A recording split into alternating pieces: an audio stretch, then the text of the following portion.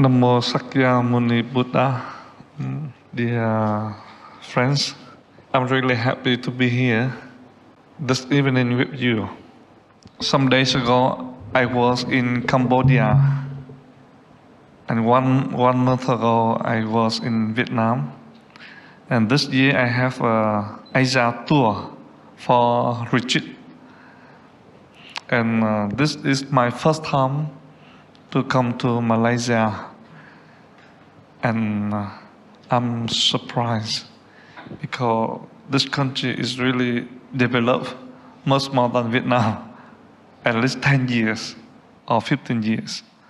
And I travel around to share about meditation. But many people who talk or who think of meditation, they often think that meditation is we have to sit still. And some people just came to me and told me that, oh, I cannot meditate because I cannot sit so long. How about you? When you think of meditation, and right away you think about someone who is in the sitting position, right? But I found out by myself, meditation is life. Meditation is life. It's not get caught in any positions. That's why any position we can meditate in any position. Some people ask me why you become a monk, and that question I often hear from many people who is first to know me. My father, my grandmother in father's side, she has only, my father is a boy, only one son. And then my father has 5 daughters and only me, a boy in family. And that is the reason why my grandmother, she loved me so much. When I was a little, whatever I asked her, she always satisfied me. I remember some sister, I did something not nice, and my sister come and shout at me. And then my grandmother came out. No, you cannot shout at him. And she always protect me, my grandmother. That's why I love her so much. And I don't have fear of anyone in my family at that time, because I often think, oh, my grandmother, she had really power in this family and she loved me. So I don't care about my sister or whoever. But one day, when I was 10 years old,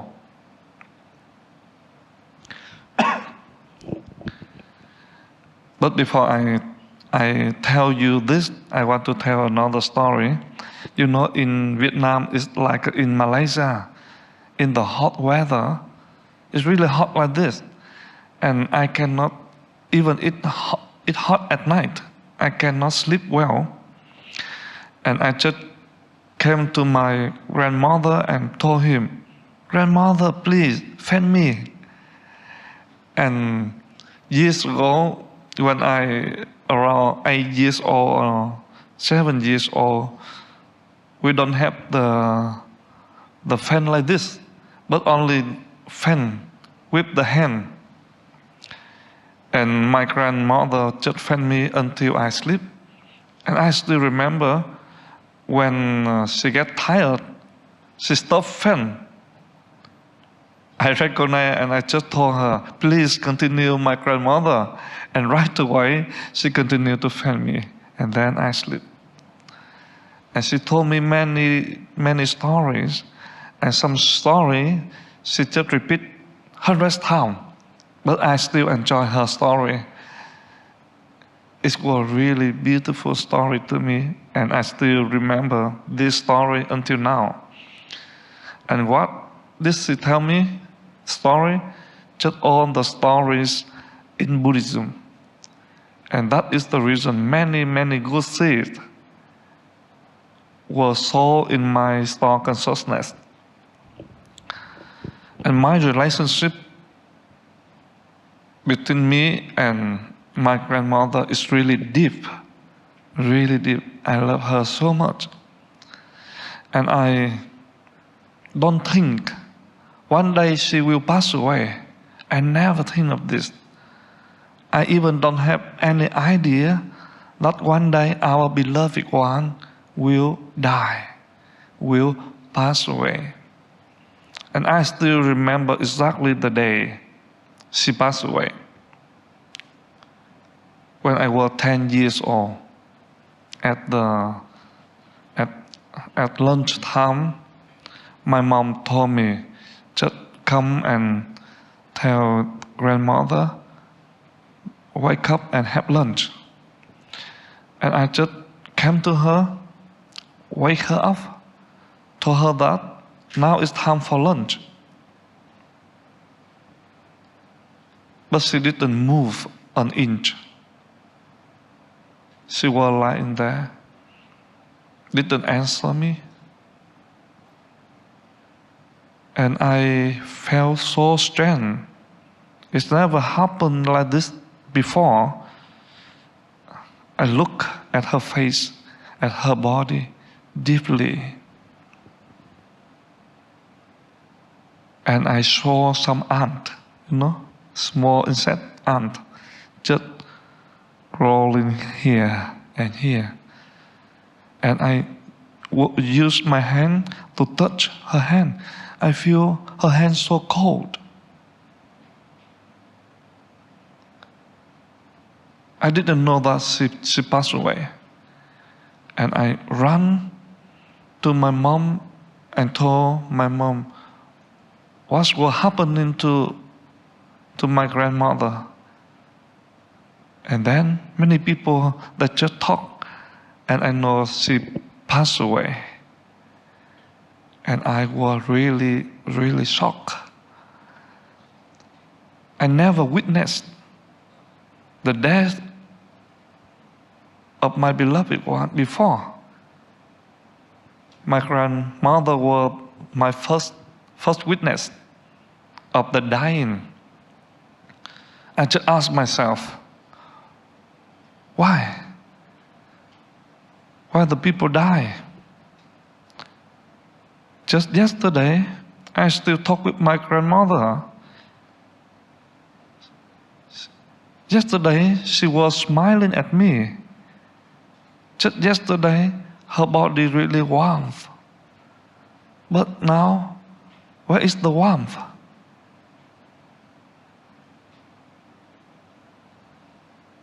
Why there is only a body lie on the bed? What make her speak, talk? Where is gone? I asked myself. And I also came to ask many people. I came to ask my father, my mother, the adults in my family. But there's no one can answer me that question. The grandmother died, passed away. Where is she now? What control her mouth speak, her body warm, her eyes twinkle? Where is that? And every time I think of her, I just crying. How many days I cry when I think of her? 1 week? No. 1 month? No. 6 months continuously, every day. Whenever I think of her, I was crying. Even I was in school, in my class. But the memory of her with me come up in my mind. In that moment, I crying. And that question, where is grandmother? The people die, where will they go? And then I think of my parents. If my grandmother, she is getting old, and then she will die, and she already passed away, it means one day my parents also getting old, and they will die one day, they will pass away one day. I didn't accept it. And then I think of myself, one day I will die. One day I will pass away. So what is the meaning of life? I just ask myself, what is the meaning of life? If we grow up, we marry, we have a wife, we have a husband, then we have children, we work, eat, and one day we all die.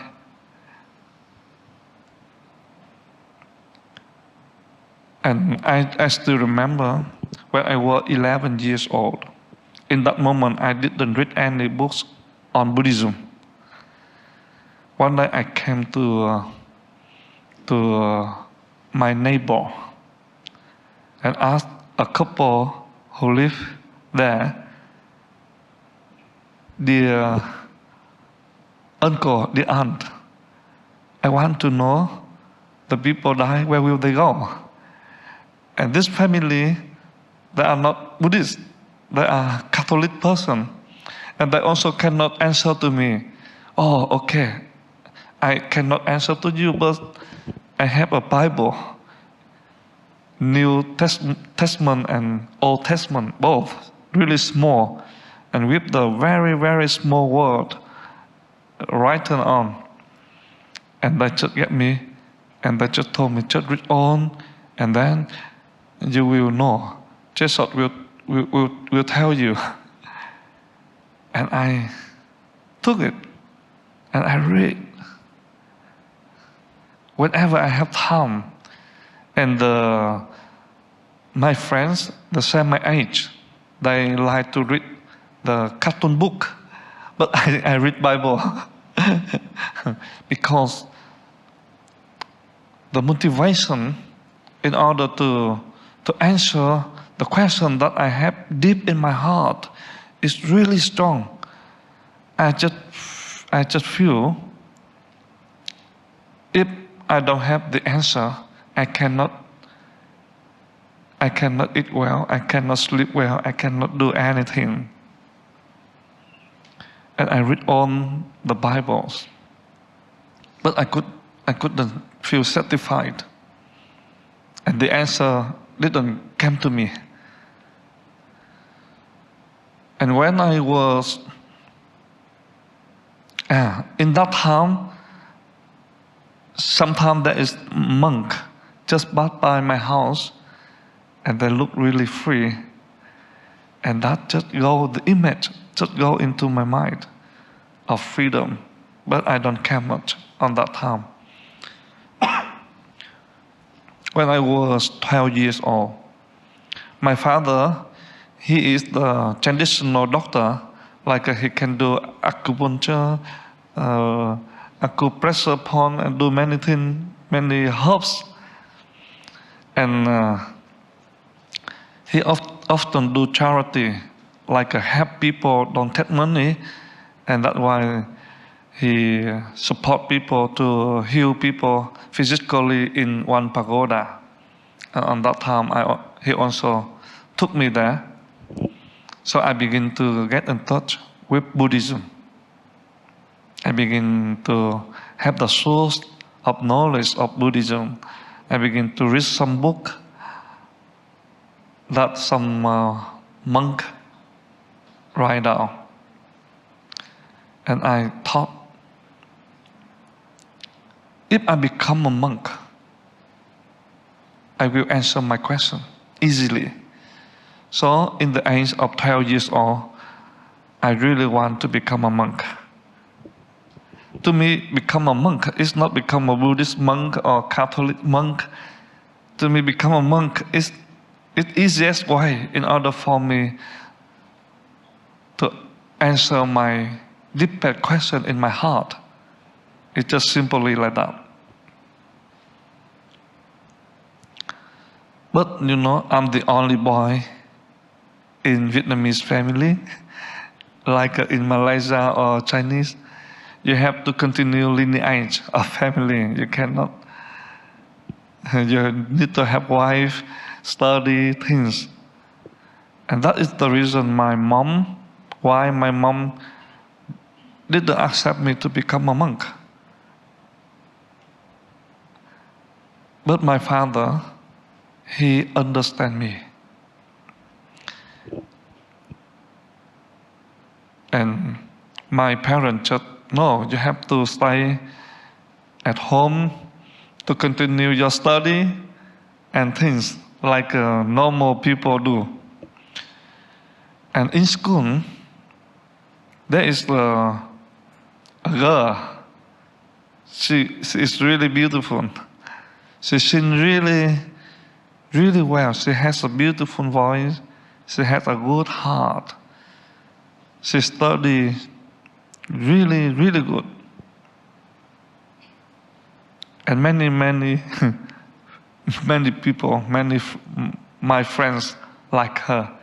And I also like her. She's really beautiful.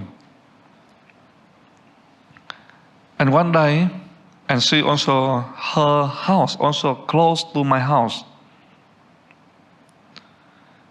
And one day, my mom came to me and told me, do you know? And I asked her, know what, Mom? Jin Phang is the name of that girl, just passed away in the age of 14. And now, on the question, why the people die, just recall in me, my grandmother, she's getting old. She died, I understand. Now, just a girl in the age of 14 also passed away, also died. Life is so impermanent. I begin to feel deep in my heart, life is really impermanent. In here, who will know what will happen to us tomorrow? Who can make sure that tomorrow we're still alive? We don't know. That is the nature of life. And now, my heart is beating. I feel life is fragile, vulnerable. And the determination to become a monk now is so strong in me. And from that time on, I begin to practice even in the form of, in a life form, but practice as a monastic. I do chanting every day, I do sitting meditation, and I do things. I become vegetarian.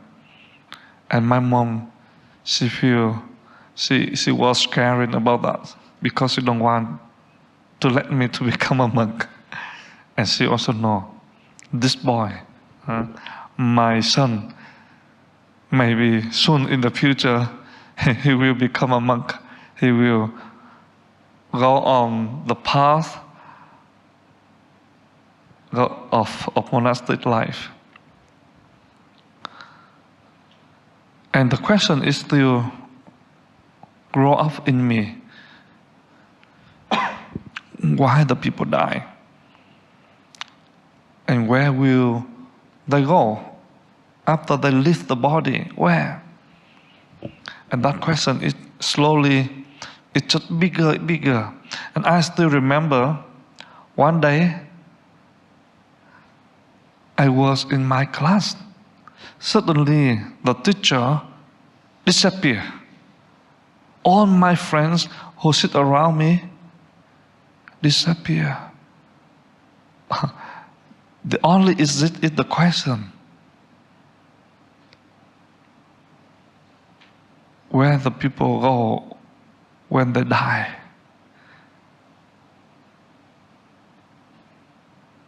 And it happened many times. And that's why in school, I'm not a good student. Because I don't focus on study. To me, it's just one thing. And many teachers just write down on my paper that contact with the family. I don't know what we call in English. They just write down that I don't have concentration in class, don't focus on the lesson, the mind just go somewhere.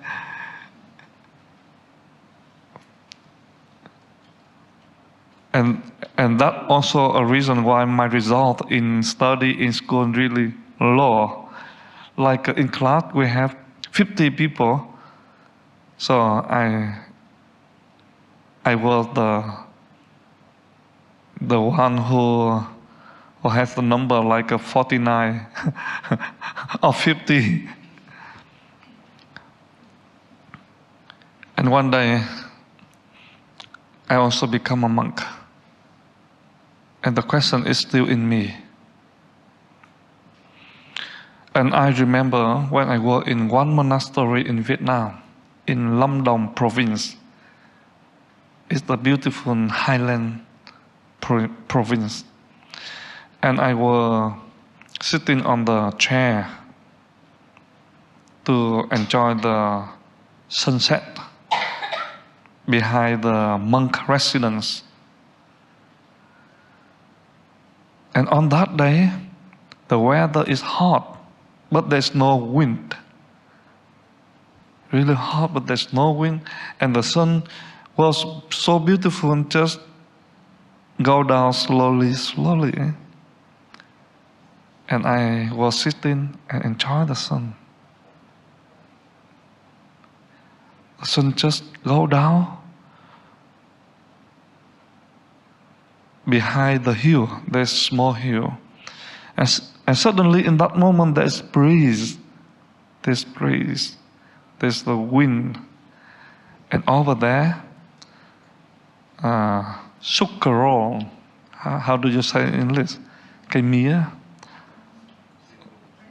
Cây mía là gì? Không phải cầu vồng. Cây mía.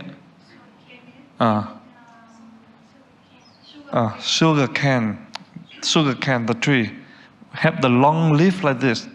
It's just swaying. Yeah. In that moment, the answer just came to me. It's so clearly. I know.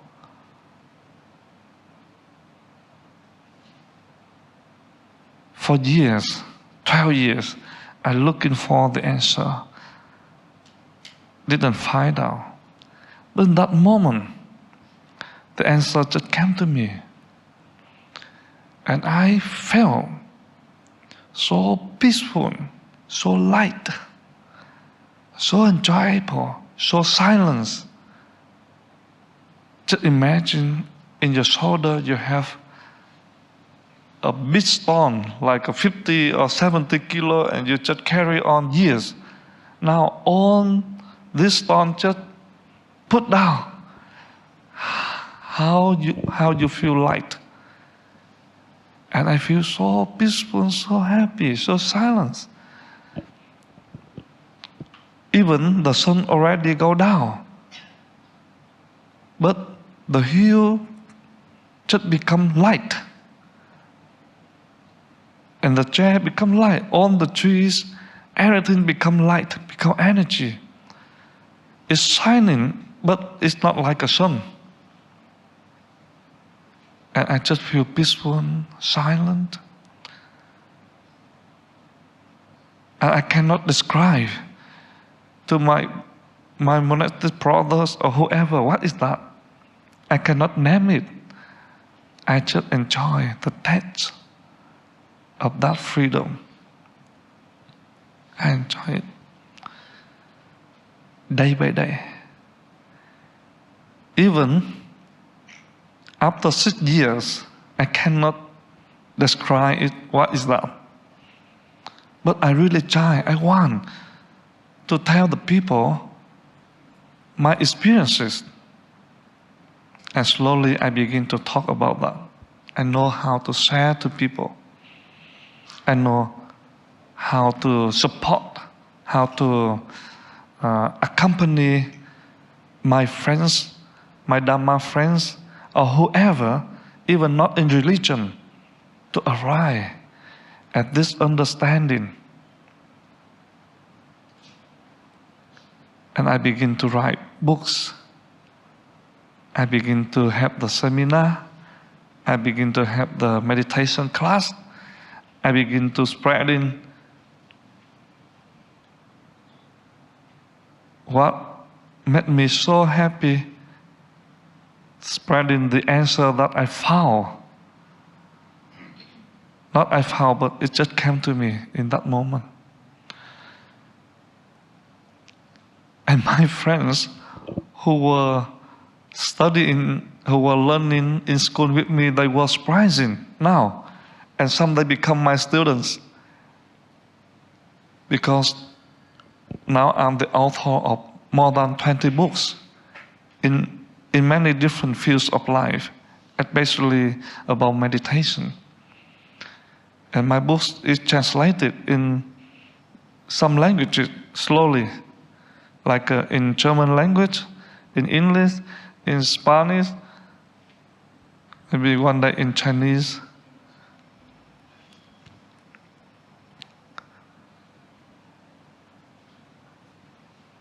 And I begin to share that experience with my own language. It's not Buddhist language or any language. I just share from my own language. But from that wisdom, that moment, I also realized, all the religion in the world, any religion who talk about the truth, there's the same truth. So I begin to have tolerance with all the religion. What the Buddha say, Buddha nature, Lao Tzu say is the Tao. Hinduism call it Brahma. Jesus call it the God the Father. They have different names, but point to the same thing. It's like, look at my hand. Here we have many different fingers. Like here, Buddhism. Here, Christianity. Here, Hinduism. Here, Taoism. Here, Ism. When we still stand here, we will see that it's different. How this finger can have the same like this finger? No, it's really different because we stand here. But the moment we arrive here, you see, we arrive here, we will see all the same, all the fingers that come out from this. And that's why all my books now, the way I write, is non-religion.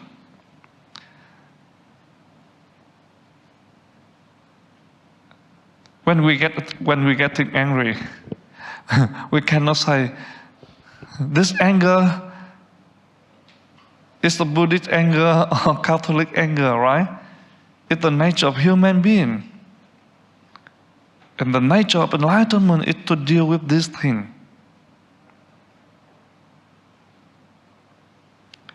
And that's why I just often tell my students, please don't think that when you become a practitioner, just only possible when you are in pagoda or monastery. No, it's in your house. Just turn your home become meditation hall. Turn your wife or your husband become your Dhamma friends. Practice with them. How can we know that our practice is well? If our beloved one say something not nice, we don't feel angry.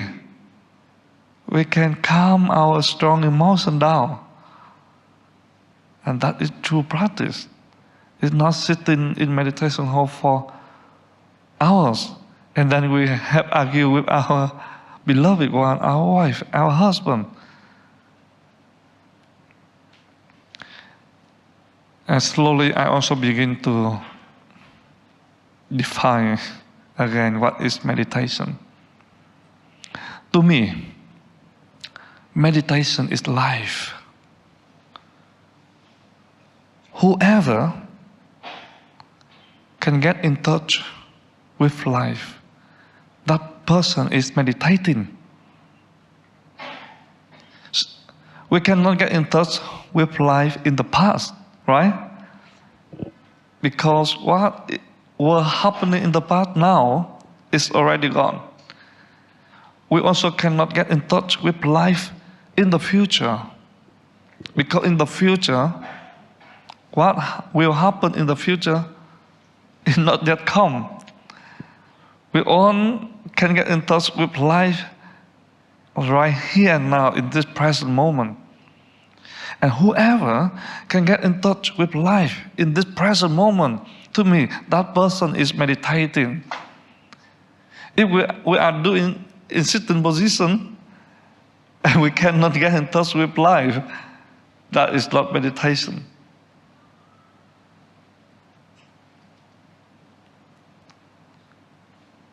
And with this kind of definition about meditation, for Vietnamese people, they're very easy to get in touch, to practice, to apply in daily life. And life is not limited in any position, that's sitting or standing or walking or lying. That's why we can meditate in any position. If we can, fully present and be aware. Fully present and be aware. And I call this in Vietnamese trọn vẹn, nhận biết. Fully present is trọn vẹn. Be aware is nhận biết.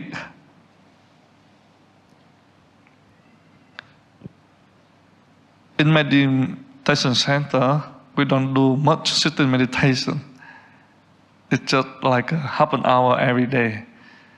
But when we are cooking, and then we are fully present, and we are aware of what we are doing, that meditation, and we turn the cooking place become meditation hall. And the action of cooking also becomes sacred, become holy. And if we practice in this way, our life becomes really light. We don't need to hurry in anything anymore.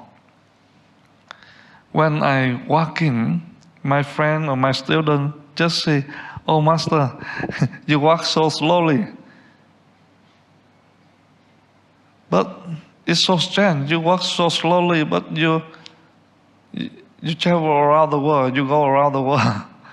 And I walk so quick, but I just stay in Vietnam, in my province. Did not go to another province.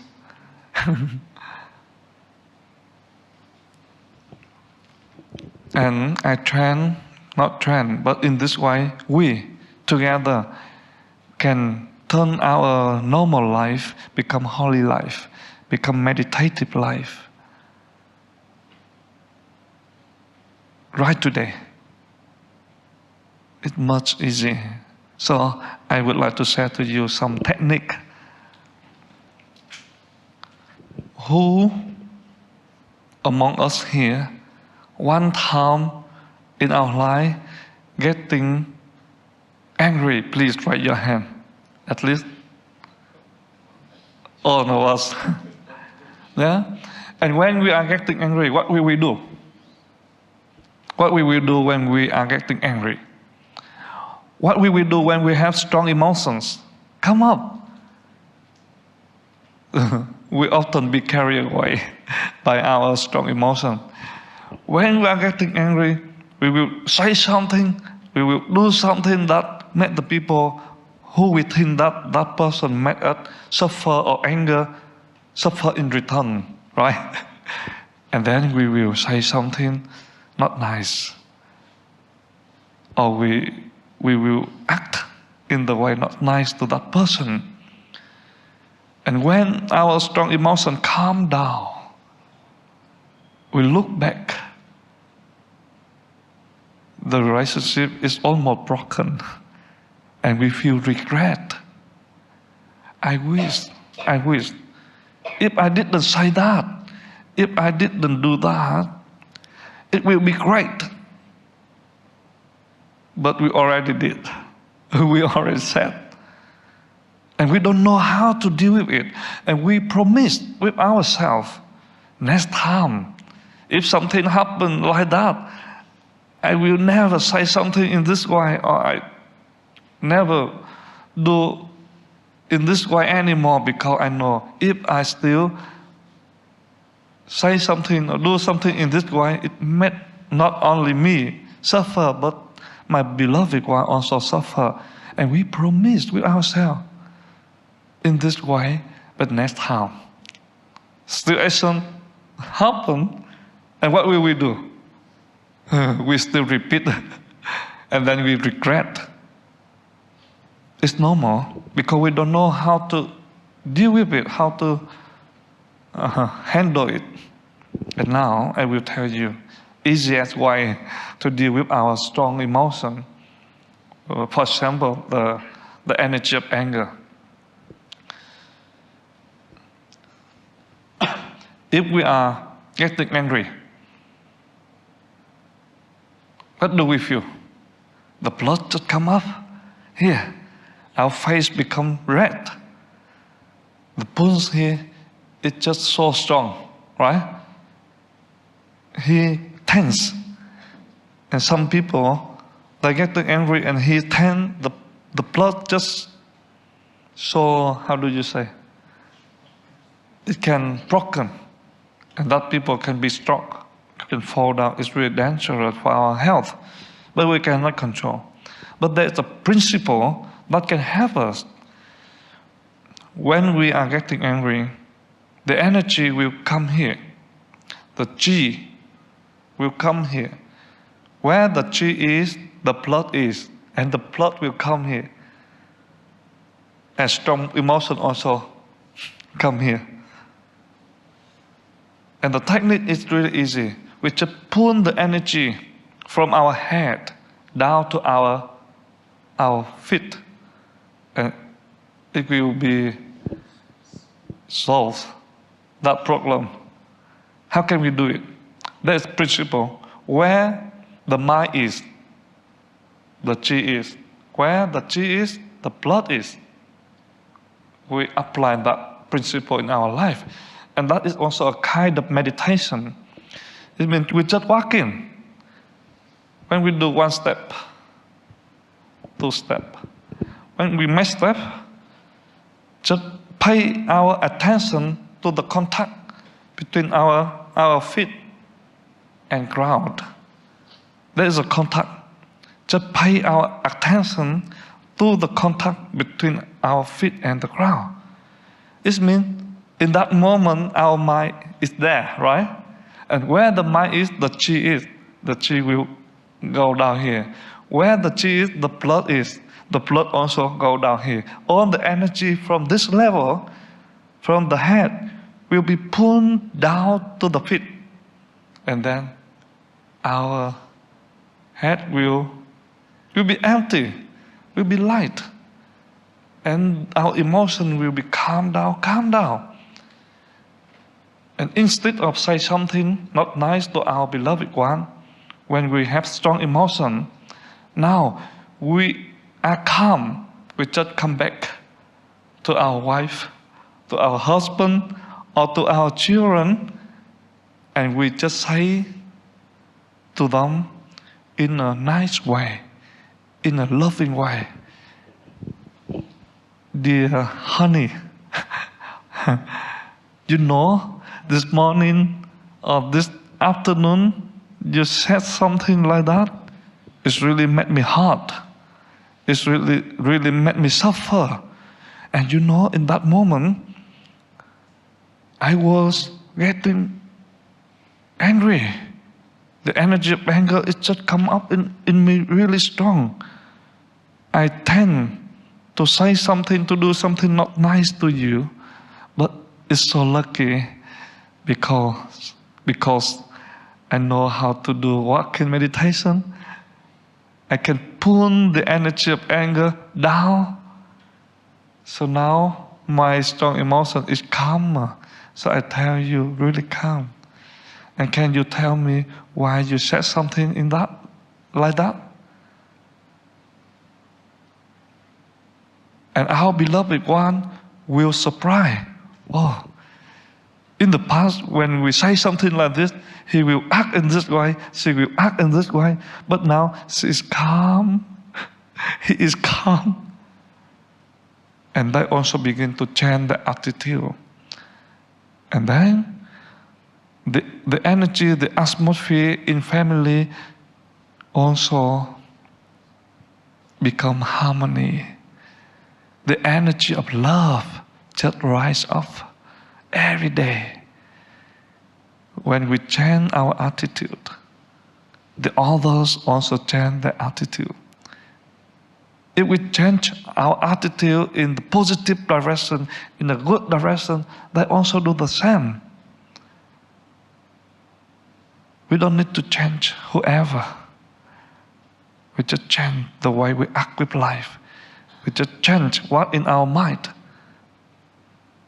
The whole world also will be changed in the same direction. Peaceful in oneself, peaceful in the world.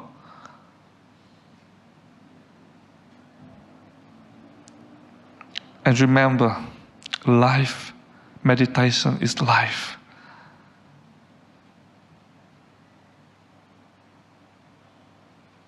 And walking meditation, I still have many things I want to share to you, but we cannot share all tonight. We still have tomorrow and the day after tomorrow. We have 2 days more. If you have time, you can come here and we continue our sharing together. And maybe this evening, my sharing will be end today and now. And we still have some minutes left, around 10 or 15 minutes. If you have any question to ask me, you can ask. Or if you don't have any question to ask me, you can share your feeling, you can share your understanding, also beautiful. Yeah, good evening, Master. Yeah. Yeah, you say that when you are meditating, sitting on a bench, looking at the sunset, the answer came to you. Yes. What is the answer? It's really beautiful question. But when I tell you the answer, you cannot experience yourself later. And that answer you need to find in yourself. I can tell you, but later it's not good for you on this journey. And that answer, you need to be the one who finds it for yourself. Good. Yes. Mm-hmm. But you need to do something more. Yes. Yeah. The kind of experience that you experience, isn't it? Yes, right. I understand you. It's a really nice question. In order to live with this answer, you don't need to have any special form, like a monastic form or life form, because this goes beyond duality. We are live in a dualistic world, and in our mind, we often get caught in the dualistic view, wrong and right, good and bad. But there is something go beyond wrong and right, good and bad. You need to realize that. What is go beyond? And that is the answer. When the good thoughts come to you, do you know that? When the good thoughts, good idea, good thoughts come to you, do you know that? Yes, you know. When the bad thoughts come to you, do you know that? You know. But you are that good thoughts or you are that bad thought or not? No, right? You are the one who know the good thoughts come and go. The bad thoughts come and go. Okay. When the good thoughts or when any thoughts come, stay for a while and go. And go? What is left? The no, right? It's still there, always. Okay, I just answer that question to you, huh? Don't in the future. Oh, why you just answer to me? Don't let me to answer myself.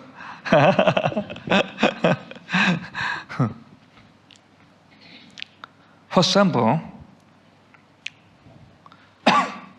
when you feel hungry, we know it, right? When we have any pain in our body, we also know it.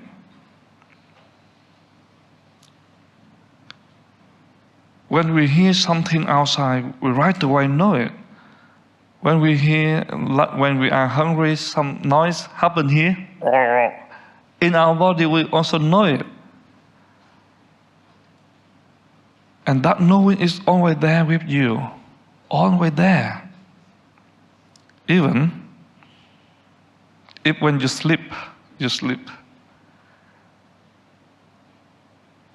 If you are aware of your body, you slowly to realize, to begin to know, your body slowly fall into sleep. But you are still awake. The no is still awake. But one day you can experience that if you just fully present and be aware. And if you sleep, your awareness is still there. It means for sure one day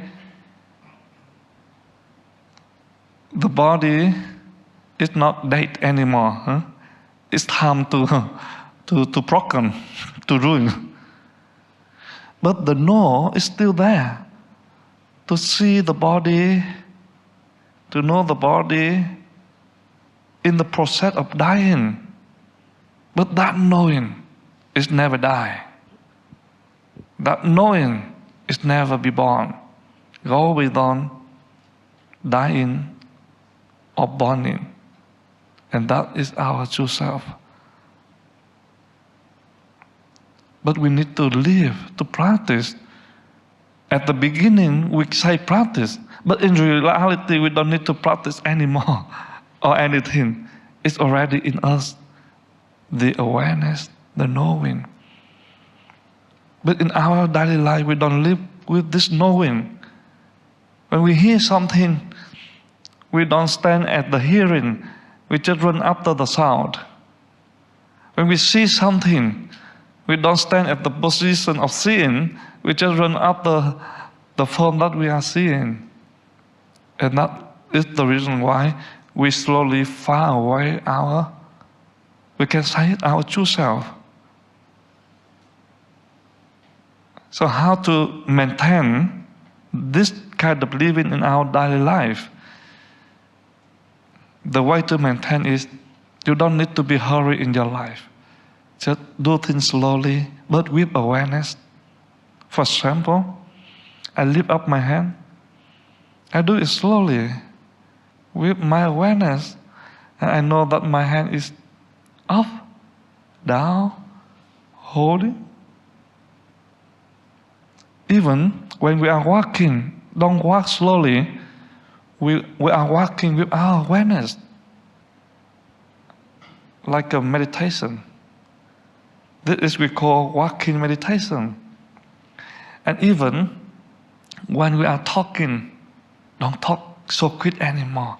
Talk with awareness. Just be aware of the sound is coming out. Is loud or not loud. The idea behind or whatever is happening. Just live in this way. That is the answer for you, also the answer for you. Okay. So, I hope I can give the answer in that way. I can satisfy you a little bit, so you can ask more. I think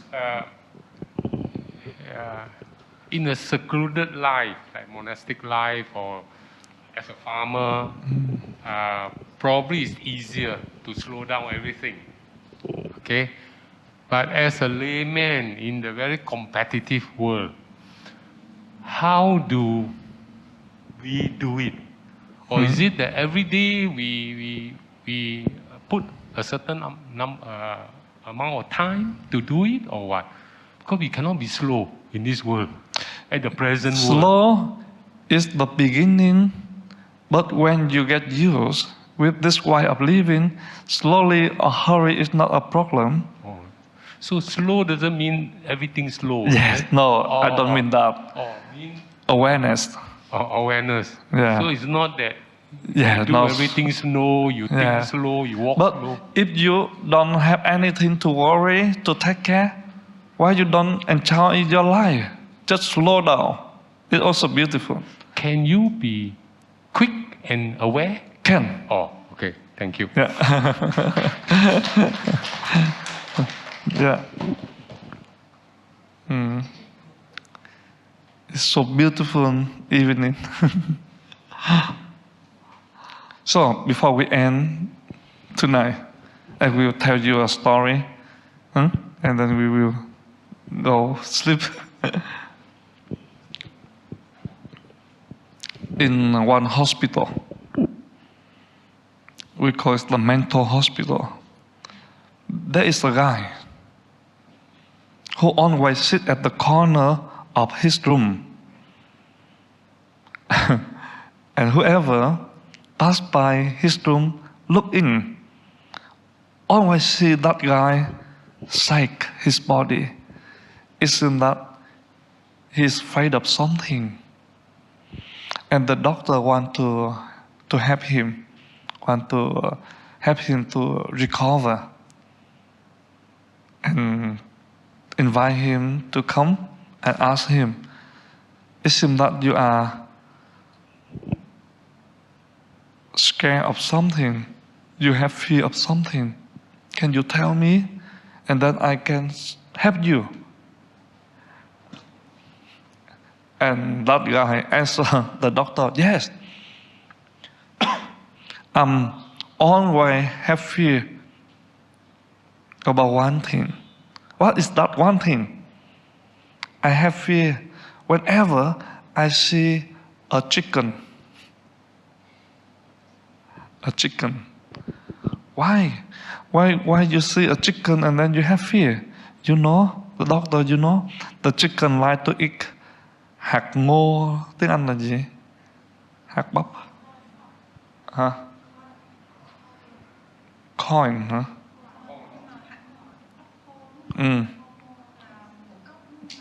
Cái hạt bắp á.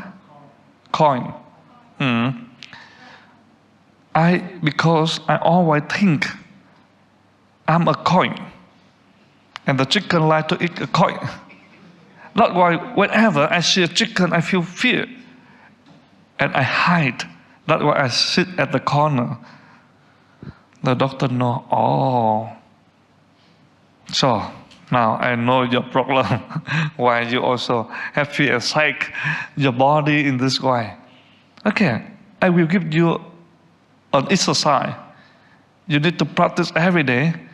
So when you wake up at the morning, you write down, I'm a human being. I'm not a seed of corn. So I'm not afraid of the chicken.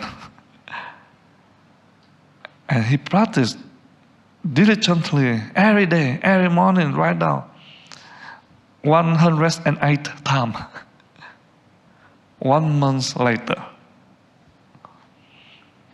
the doctor passed by, look at his room, and he's so calm, don't have any fear. His face smile. The doctor thinks, maybe this guy already healed. We just let him go home. So tomorrow, the guy come to the doctor, and the doctor asked, who are you? And right away, this guy answered, I'm a human being. I'm not a seed of corn, so I'm not afraid of the chicken. Okay, now you are healed, you can go home now. And that guy went home. In the room of the doctor, there's a window. The doctor looked through the window, see that guy come to the gate of hospital, and suddenly, the doctor saw the guy, suddenly run quickly. It seemed that this guy had fear of something. And the doctor tell the nurse, you just come out and tell him, come back here. I want to ask him something more. Because suddenly I saw him run really quick, that he is want to hide something, want to hide himself about something. And this guy come. The doctor again asked him, why when you went to the gate of hospital and suddenly I saw you run away, can you tell me what's happening to you? Doctor, you know, when I went to the gate of hospital, suddenly I saw there is the chicken stand there. The chicken stand there. But the doctor asked, who are you? Yeah, I'm a human being. I'm not a seed of corn, so I'm not afraid of chicken. Yeah, you are a human being. You are not afraid of chicken. Why you just run away when you saw a chicken? Yes, I know, doctor. I know that I am a human being. I'm not a seed of corn. I'm not afraid of the chicken. But I don't know whether the chicken know I'm a human being or not.